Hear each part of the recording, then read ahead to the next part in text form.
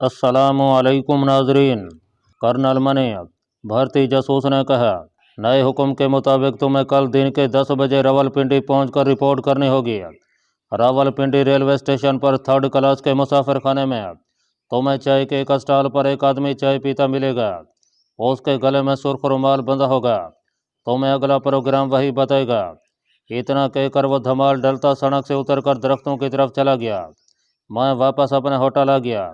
इस नए ऑर्डर से मुझे यह गुना इत्मीनान हुआ कि मेरा दायरा कार लाहौर की बजाय रावलपिंडी मुतय्यन किया जा रहा है, जहाँ मुझे कोई नहीं जानता था। वक्त ज़ाय करने की बजाय मैंने ब्रीफ केस उठाया, होटल का बिल अदा किया और सीधा रेलवे स्टेशन पर आ गया। यहाँ से एक वैगन पकड़ी और रावलपिंडी की तरफ रवाना हो गया। रात के 9:30 बजे रावलपिंडी पहुंचकर सदर के एक होटल में कमरा लिया, मुँह हाथ धोकर खाना खाया और सो गया।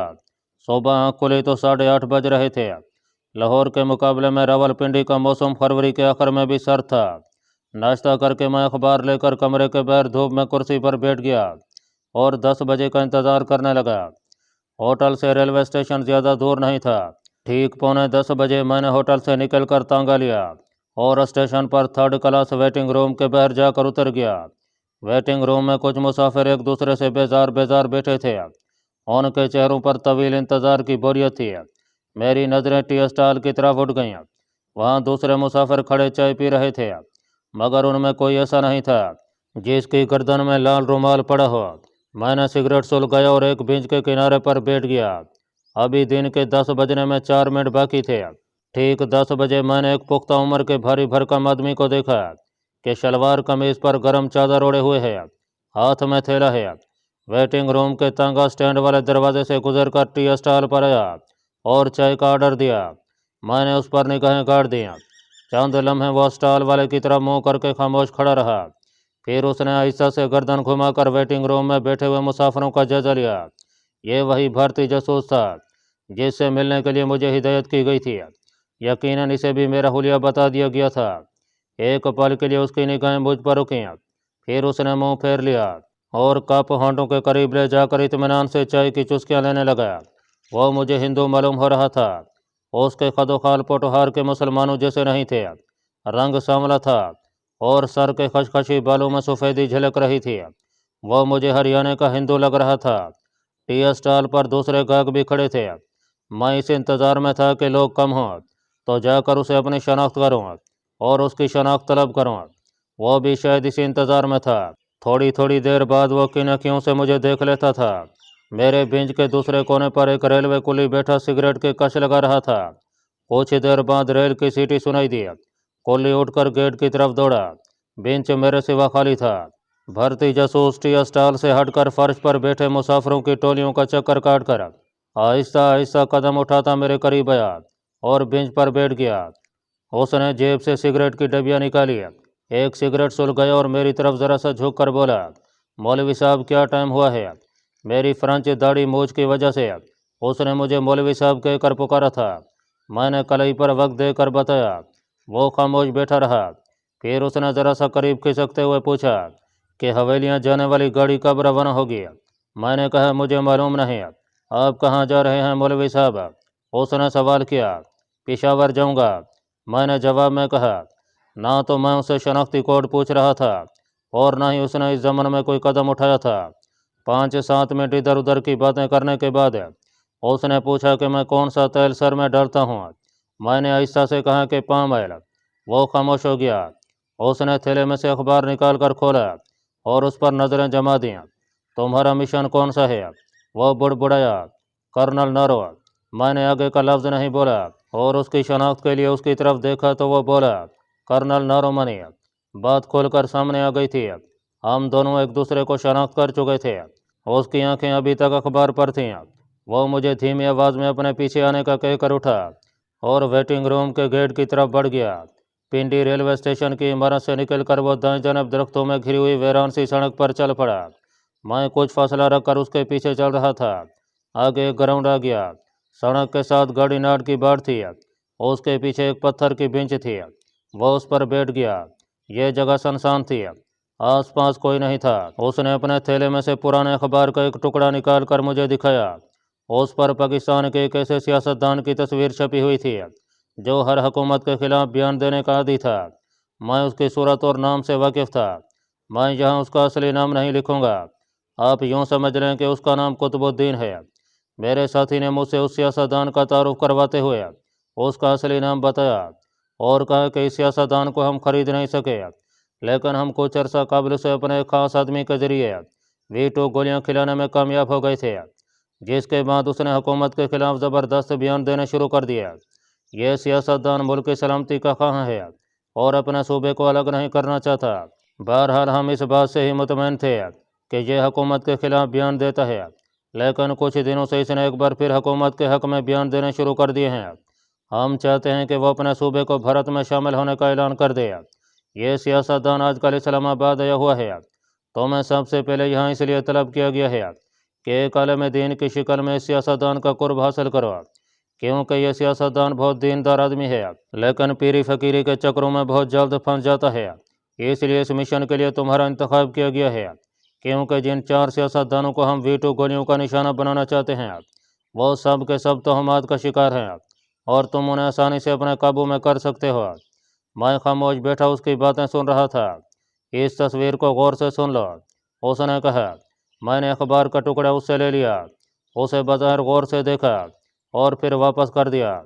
उसने अखबार के टुकड़े को फाड़ कर फेंक दिया, फिर थैले में से एक नोटबुक निकाली, उसमें पासपोर्ट साइज़ की एक तस्वीर निकाल कर मेरे सामने रख दी। ये कटे हुए बालों वाली एक हसीन लड़की की रंगीन तस्वीर थी। तस्वीर मेरे हाथ में देकर वो बोला, ये हमारी सीक्रेट सर्विस की लड़की है, इसका असली नाम संध्या है, लेकिन ये शबाना के नाम से इस्लामाबाद में हमारे लिए काम कर रही है। ये अमृतसर के एक हिंदू घराने से ताल्लुक़ रखती है। खालसा कॉलेज अमृतसर में BSc कर रही थी कि हमने इसे अपने खुफिया स्टाफ में शामिल कर लिया, क्योंकि न सिर्फ ये अंग्रेज़ी रवानी से बोल लेती है बल्कि मुसलमानों के रस्म व रिवाज से भी वाकिफ़ है। इसके हिंदू माता पिता मर चुके हैं। ये अमृतसर में अपनी खाला के पास रहती थी। हमने इसे 2 साल की ट्रेनिंग दी और स्मगल करवा कर एक मॉडल घर की हैसियत से इस्लामाबाद पहुंचा दिया।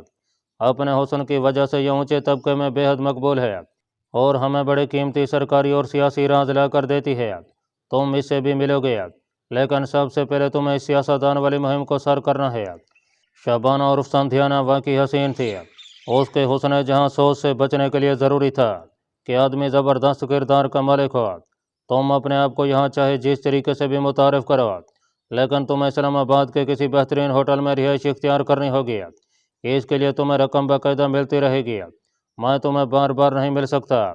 तुम अपने रेडियो ट्रांसमीटर के ज़रिए 162.2 पर मुझे कॉल कर सकते हो। अगर कोई मशवरा लेना हो तो तुम शबाना से मिलकर बात कर सकते हो। उसे तुम्हारे बारे में सब कुछ बता दिया गया है। तुम्हारी एक तस्वीर भी उसे भेज दी गई है, उसने कहा, और शबाना की उस कोठी का नंबर बताया जहां वो एक उधेड़ उम्र की मुसलमान नौकरानी के साथ तन्हा रह रही थी। मैंने एड्रेस अपनी नोटबुक में लिख लिया। मेरे साथी ने बड़ी होशियारी से चारों तरफ निगाह दौड़ाई, फिर थैले में से एक लिफाफा निकाल कर मेरे हवाले कर दिया। इसमें 5,000 रुपये हैं, अभी इनसे काम चलाओ। ज़रूरत पड़ने पर तुम्हें मज़ीद रुपये मुहैया किए जाएंगे। तुम्हारा मिशन बहुत जल्द मुकम्मल हो जाना चाहिए।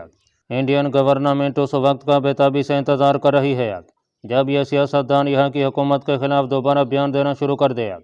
इस मिशन की कामयाबी के बाद तुम्हें दूसरे 3 सियासतदानों की काया पलटने का काम सौंपा जाएगा। अच्छा, अब मैं चलता हूँ, मेरे जाने के 15 मिनट बाद यहाँ से उठना। वो उठा और ग्राउंड से निकल गया। मैं कुतुबुद्दीन के बारे में सोचने लगा, जो आजकल अपने सूबे की अलहदगी की बात नहीं करता था, और इसके बाद भारतीय हुकूमत को तशवीश थी, क्योंकि सूबा सिंध का ये लीडर कुतुबुद्दीन बुनियादी तौर पर एक मुहिब वतन इंसान था और मुल्की हालात के पेश नज़र पाकिस्तान की सलमियत के हक़ में बयान दे रहा था, और उसे भारतीय हुकूमत अभी तक खरीद नहीं सकी थी, वरना यह मोर्चा इंडियन सीक्रेट सर्विस वालों ने कब का फतह कर लिया होता। मुझे इसी मोर्चे को किसी दूसरे अंदाज में सर करने के लिए यहाँ लाया गया था। 15 मिनट बाद मैं ग्राउंड से निकलकर अपने सदर वाले होटल में आ गया। मुझे इस होटल को छोड़कर इस्लामाबाद के किसी जदीद होटल में जाने के लिए कहा गया था। मुझे भला क्या इतराज़ हो सकता था? पैसा भारतीय हुकूमत का खर्च हो रहा था। मैंने टैक्सी पकड़ी और इस्लामाबाद के एक शानदार होटल में जाकर एक कमरा ले लिया और वहाँ अपना नाम सैयद पीर शराफत अली लिखवाया। एक बात यहाँ थी कि मैं वीटो गोलियाँ अपने मुल्क के किसी सियासतदान को खिलाने का इरादा नहीं रखता था, لیکن میں یہ بھی چاہتا تھا کہ یہ چاروں سیاستدان کم از کم حکومت کے خلاف بیان بازی شروع کر دیں تاکہ انڈین حکومت کو یہ یقین ہو جائے کہ ان کا جاسوس کرنل منی یعنی میں اپنے فرائض بڑی خوبی سے ادا کر رہا ہوں۔ یہ بڑا کٹھن اور پیچیدہ کام تھا، لیکن میں نے اس کے لیے ایک منصوبہ تیار کر لیا تھا۔ اسلام آباد میں بھی بھارتی جاسوس میری نگرانی کر رہے تھے۔ ظاہر ہے وہ میری ایک ایک حرکت کی رپورٹ تیار کر کے انڈین سفارت خانے کے ذریعے یا براہ راست ریڈیو سگنل کی مدد سے اپنی حکومت کو بھجوا رہے تھے۔ چنانچہ میں ان کے شکوک و شبہات سے بچنے کے لیے انہیں کی بتائی ہوئی حکمت عملی پر چلنا چاہتا تھا۔ میں نے ہوٹل میں کمرہ لیتے ہی اخبار میں ایک اشتہار دے دیا کہ پنجاب کے سید پیر شرافت علی صاحب اسلام آباد میں قیام پذیر ہیں اور دعاؤں و وظائف کے وسیلے سے دکھی انسانیت کی خدمت کا عزم رکھتے ہیں۔ حاجت مند حضرات صبح 9 بجے سے 10 بجے تک انہیں ہوٹل میں مل سکتے ہیں۔ کسی سے کوئی نذرانہ یا فیس نہیں لی جائے گی۔ اشتہار کا شائع ہونا تھا کہ میرے کمرے کے باہر لوگوں کی قطاریں لگ گئیں۔ میں نے بھی نقلی پیر کا باقاعدہ ڈھونگ رچا دیا۔ کوئی آ کر اپنے کاروباری تباہی کا رونا روتا، کوئی اپنی بیماری کا ذکر کرتا۔ میں دل میں 5 بار خدا کا نام لے کر بڑی نیک نیتی سے انہیں دم کر کے رخصت کر دیتا۔ جب مجھے یقین ہو گیا کہ میری کارگزاری سے نگران بھارتی جاسوس کو اطمینان ہو گیا ہوگا تو میں نے حزب اختلاف لیڈر قطب الدین سے رابطہ پیدا کرنے کا فیصلہ کر لیا۔ یہ سیاسی لیڈر اسلام آباد میں اپنے ایک جاگیردار دوست کے عالیشان بنگلے میں مقیم تھا۔ اس دوران اسلام آباد میں اخباروں کے ذریعے میری بطور ایک روحانی عمل کی پبلسٹی ہو چکی تھی۔ میں نے قطب الدین کے سیکرٹری کو فون کیا تو اس نے فوراً مجھے اپنے لیڈر سے ملوا دیا۔ قطب الدین مجھ سے فون پر بات کر کے بے حد خوش ہوا۔ اگرچہ یہ لیڈر بڑا زبردست تھا مگر آدمی بے حد ضعیف الاعتقاد تھا، پیروں فقیروں کا قدردان تھا۔ اس نے مجھے رات کے کھانے کی دعوت دے دی۔ 7 بجے شام قطب الدین کی ایک شاندار کار مجھے لینے کے لیے ہوٹل پہنچ گئی۔ میں نے اپنا حلیہ بالکل سجادہ نشینوں جیسا بنا رکھا تھا اور میرا لباس اعلیٰ ترین خوشبوؤں میں بسا ہوا تھا۔ قطب الدین اپنے جاگیردار معمر دوست کے ہمراہ بنگلے کے دروازے پر ہار لیے موجود تھا۔ مجھے جدید ترین ڈرائنگ روم میں لے جایا گیا۔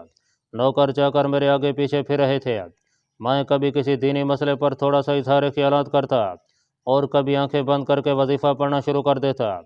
کھانا بڑا پرتکلف تھا۔ رات 11 بجے میں ہوٹل واپس جانے کے لیے اٹھا تو قطب الدین اور اس کے جاگیردار دوست نے اصرار کیا کہ میں انہیں کے ہاں قیام کروں۔ میں خود بھی یہی چاہتا تھا، چنانچہ معمولی سے انکار کے بعد رضامند ہو گیا۔ میں جانتا تھا کہ میری اس کارگزاری پر بھارتی سیکرٹ سروس بہت خوش ہوئی ہوگی۔ اب وہ لوگ اس انتظار میں ہوں گے کہ میں قطب الدین کو کب ویٹو گولیاں کھلاتا ہوں اور کب وہ حکومت کے خلاف بیان بازی شروع کرتا ہے۔ یہ بڑا ہی پیچیدہ مسئلہ تھا۔ اگر میرے مشن میں بھارت واپس جا کر ایٹمی پلانٹ کو تباہ کرنا شامل نہ ہوتا تو میں پاکستان میں داخل ہوتے ہی بھارتی جاسوس کو گرفتار کروا دیتا اور اپنا آپ ظاہر کر دیتا۔ لیکن مجھے ابھی اپنے مشن کو کامیاب بنا کر واپس جانا تھا تاکہ انڈین سیکرٹ سروس کی نظروں میں میری پوزیشن مضبوط ہو جائے اور میں بھارت میں پاکستان دشمن سرگرمیوں کو ہمیشہ کے لیے کچل سکوں۔ میری کامیابی کا راز اسی میں پوشیدہ تھا کہ جن پاکستانی سیاسی لیڈروں کو میں ویٹو گولیاں کھلانے آیا تھا وہ یہ گولیاں کھائے بغیر ہی حکومت کے خلاف بیانات دے دیں۔ میرے کہنے پر یہ لوگ پاکستانی حکومت کے خلاف بیان نہیں دے سکتے تھے اور جب تک یہ اس قسم کے 2-4 بیان نہیں دیتے بھارتی سیکرٹ سروس کو میری کارکردگی کا یقین نہیں آ سکتا تھا۔ ایک خیال یہ بھی آیا کہ کیوں نہ میں قطب الدین کو ویٹو گولی کھلا دوں۔ پھر سوچا کہ ہو سکتا ہے یہ گولی واقعی اثر انگیز ہو اور وہ سیاسی لیڈر حکومت کے خلاف بیان بازی کی باقاعدہ مہم شروع کر دے، جو میں نہیں چاہتا تھا۔ میں تو صرف اتنا چاہتا تھا کہ قطب الدین اس قسم کے 1 یا 2 بیان دے دے جن میں حکومت کی کسی پالیسی پر نکتہ چینی کی گئی ہو۔ اچانک ایک تدبیر میرے ذہن میں آ گئی۔ ایک روحانی پیشوا کی حیثیت سے قطب الدین مجھ سے بے حد متاثر ہے۔ میں اپنے اس روحانی اثر کا فائدہ اٹھا سکتا ہوں۔ یہ تدبیر مجھے پسند آ گئی۔ چنانچہ ایک روز دوپہر کے کھانے پر جب کمرے میں قطب الدین اور اس کا جاگیردار دوست بھی موجود تھا، میں نے اچانک آنکھیں بند کر لیں۔ قطب الدین اور اس کا دوست باتیں کرتے کرتے ایک دم چپ ہو گیا۔ میں نے بلند آواز میں کچھ دعائیں پڑھنی شروع کر دیں۔ 2-3 منٹ تک میں ان دعاؤں کا ورد کرتا رہا۔ جب مجھے یقین ہو گیا کہ میرے مریدوں پر کافی اثر ہو چکا ہے تو میں نے آنکھیں کھول دیں۔ قطب الدین اور اس کا دوست ادب سے دسترخوان پر بیٹھے تھے۔ میں نے اپنا ہاتھ قطب الدین کے سر پر رکھ دیا اور آواز میں جلال پیدا کر کے بولا، قطب الدین تجھ پر آئی ہوئی بلا ٹل گئی، تیرے عروج کا ستارہ طلوع ہو گیا ہے۔ سیاسی لیڈر کا چہرہ خوشی سے دمک اٹھا۔ میں نے بازو فضا میں بلند کرتے ہوئے کہا، مجھے کشف ہوا ہے کہ تو اس ملک میں اعلیٰ ترین منصب حاصل کر لے گا، لیکن اس کے لیے تجھے میری ہدایت پر عمل کرنا ہوگا۔ کیا تو ایسا کرنے پر تیار ہے؟ قطب الدین نے بڑے ادب سے کہا، شاہ جی آپ جیسا حکم کریں گے میں ویسے ہی کروں گا۔ میں نے مزید جلال میں آتے ہوئے کہا، تو سنو، آج کے بعد تمہیں ہفتے میں ایک بار حکومت کی کسی پالیسی پر نکتہ چینی ضرور کرنی ہوگی۔ یہ نکتہ چینی ایک خاص تعمیری حد کے اندر ہوگی۔ حضور حزب اختلاف کا لیڈر ہونے کی حیثیت سے میرے لیے یہ کام کوئی مشکل نہیں ہے۔ اگر آپ حکم کریں تو حکومت نے جو نئے ٹیکس لگائے ہیں ان کے خلاف میں کل ہی ایک معتدل بیان جاری کر دوں۔ اس نے جواب دیا، ہاں۔ میں نے داڑھی پر ہاتھ پھیر کر کہا، میری طرف سے اجازت ہے۔ کم از کم 3 ماہ تک تمہیں اس قسم کی نکتہ چینی ہفتے میں ایک بار ضرور کرنی ہوگی۔ ایسا ہی ہوگا حضور، لیکن کیا 3 ماہ کے بعد؟ میں نے گرجدار آواز میں اس کی بات کاٹ کر کہا، اس کے بعد تمہیں اپنے آپ معلوم ہو جائے گا کہ خدا تمہیں کس عروج پر پہنچاتا ہے۔ میں تمہارے لیے خاص طور پر دعا بھی کروں گا۔ قطب الدین نے عقیدت سے میرے ہاتھ چوم کر آنکھوں سے لگے، شاہ جی کچھ میرے حق میں بھی ارشاد فرمائیے۔ میری 2 کروڑ کی جائیداد کے مقدمے کا ابھی تک کوئی فیصلہ نہیں ہو سکا، یہ فیصلہ میرے حق میں ہو جائے۔ جاگیردار بولا۔ میں نے اس معمر جاگیردار کے کاندھے کو تھپ تھپاتے ہوئے کہا، اللہ کی طرف سے جو ہوگا مناسب ہوگا۔ اگلے روز قطب الدین نے میری ہدایت کے مطابق حکومت کی نئے ٹیکسوں کی پالیسی پر نکتہ چینی کرتے ہوئے ایک بیان جاری کر دیا۔ بیان اخباروں میں چھپ گیا۔ مجھے یقین تھا کہ یہ بیان پاکستان میں موجود بھارتی جاسوسوں نے بھی پڑھ لیا ہوگا اور سفارت خانے کی طرف سے انڈین حکومت کو آگاہ کر دیا ہوگا۔ گویا کرنل گرمیت سنگھ اور کرنل گپتا کو یقین ہو گیا ہوگا کہ میں نے اس کے بتائے ہوئے 4 لیڈروں میں سے ایک کو ویٹو گولی کھلا دی ہے، جبکہ تمام گولیاں میرے پاس اسی طرح محفوظ تھیں۔ 2 روز بعد میں تنہا رہنے کا بہانہ کر کے لیڈر کے بنگلے سے اٹھایا۔ اپنی مہم کی پہلی کامیابی کا رد عمل معلوم کرنے کے لیے میں نے رات 9 بجے اپنے کمرے کا دروازہ بند کر کے چرخانی لگائی۔ بیڈ روم میں جا کر ریڈیو ٹرانسمیٹر نکالا، کوڈ بک کھول کر سامنے رکھی اور ٹرانسمیٹر آن کر کے دلی میں انڈین ملٹری سیکرٹ سروس کے چیف کرنل گپتا کی فریکوینسی ملا کر سگنل دیا۔ دوسری طرف سے فوراً کوڈ میں مشن کا نام دہرایا گیا۔ میں نے اپنا کوڈ بتایا اور پھر خفیہ الفاظ میں پیغام دیا کہ میں نے پہلے سیاسی لیڈر کو ویٹو گولی کھلا دی ہے۔ دوسری طرف سے کرنل گپتا نے بھی کوڈ الفاظ میں کہا، سیاسی لیڈر کا بیان ہم نے پڑھ لیا ہے، پہلی کامیابی پر مبارکباد۔ اب اپنے دوسرے ٹارگٹ کی طرف توجہ دو اور اتنی ہی بات کے لیے دوبارہ رابطہ قائم نہ کرنا۔ تم اسلام آباد میں ہو، تمہارے سگنل پکڑے جا سکتے ہیں۔ میں مطمئن ہو گیا، مجھے دوبارہ سگنل دینے کی کیا ضرورت تھی۔ میں نے کوڈ بک اور ریڈیو ٹرانسمیٹر پلنگ کے پاس تانبے کے گملے میں چھپا کر رکھ دیا۔ شام کو قطب الدین میرے ہوٹل آ گیا اور بہت اصرار کر کے کھانے پر سانس لے گیا۔ مجھے اب ان سے کوئی دلچسپی نہیں تھی، بس انہیں یہی تاکید کر کے واپس آ گیا کہ ہر ہفتے اسی قسم کا ایک بیان ضرور دے دیا کریں۔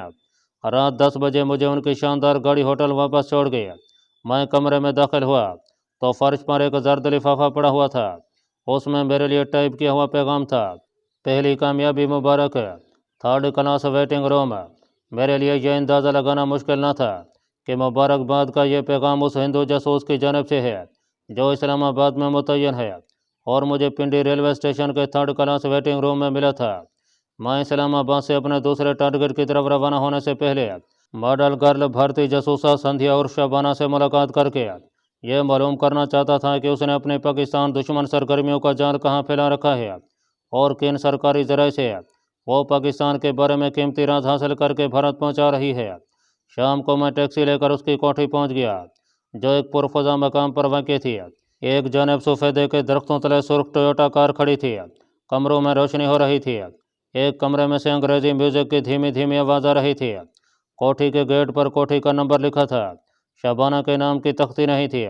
میں نے گھنٹی کا بٹن دبایا، دوسری بار بٹن دبانے پر سامنے کچھ فاصلے پر ڈرائنگ روم کا دروازہ کھلا اور ایک ملازم لڑکا گیٹ کی طرف دوڑا۔ میرا حلیہ دیکھ کر کچھ مرعوب سا ہو کر بولا، کس سے ملنا ہے مولوی جی؟ میں نے کہا، بی بی جی سے کہو کہ مولانا صاحب آئے ہیں۔ آپ کا نام کیا ہے مولوی جی؟ تم جا کر کہہ دو مولانا صاحب آئے ہیں بس۔ لڑکا دوڑ کر کوٹھی میں چلا گیا۔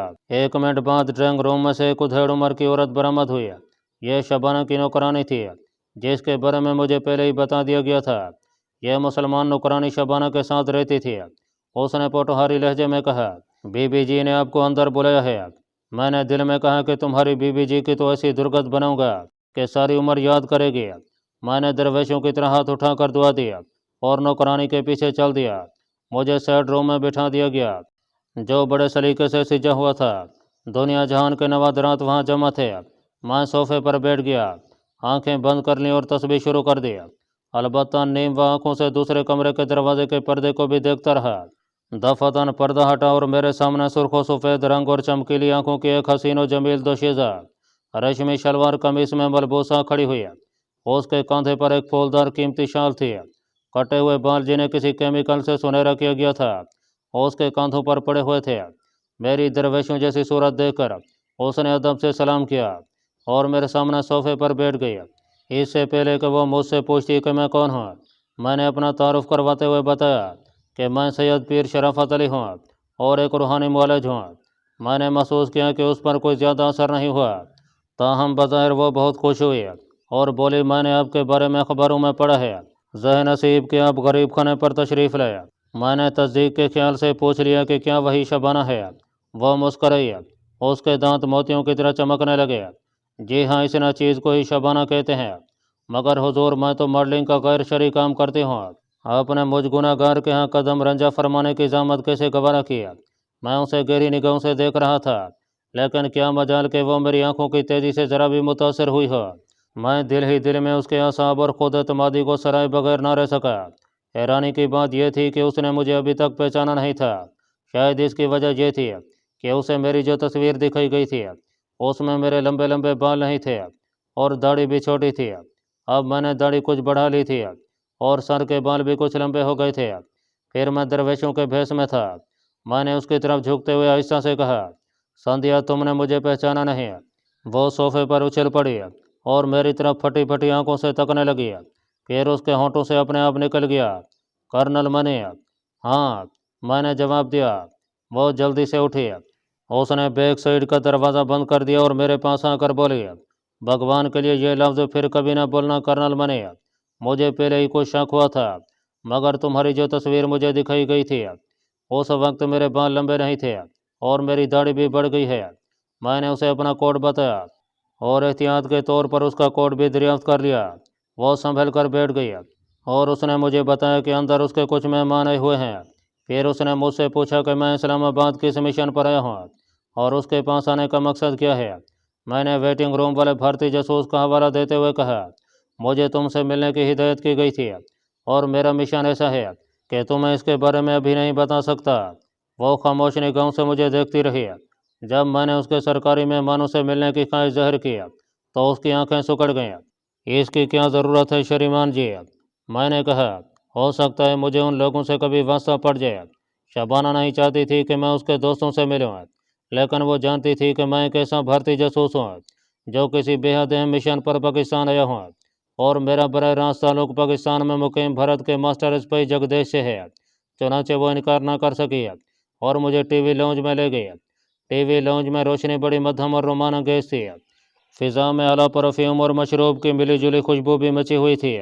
दो आदमी जिन्होंने गर्म सूट पहन रखे थे सोफे पर बैठे मशरूब से जी बहला रहे थे। मुझे देखते ही उन्होंने जल्दी से गिलास मेज के नीचे रख दिए। शबाना ने मेरा तारुफ कराया। सरकारी अफसर भी मुझे जानते थे। उन्होंने अखबार में मेरी रूहानी मसरूफियात के इश्तिहार और खबरें पढ़ रखी थीं। दोनों मुझे देखकर घबरा गए। शबाना ने बड़ी अक्लमंदी से काम लेते हुए फ़ौरन ही मुस्करा कर कहा, शाह जी बड़े आज़ाद ख्याल दरवेश हैं, ये ऐसी बातों को नापसंद नहीं करते। आप बेफिक्र रहें, इनका आना बरकत का बायस है।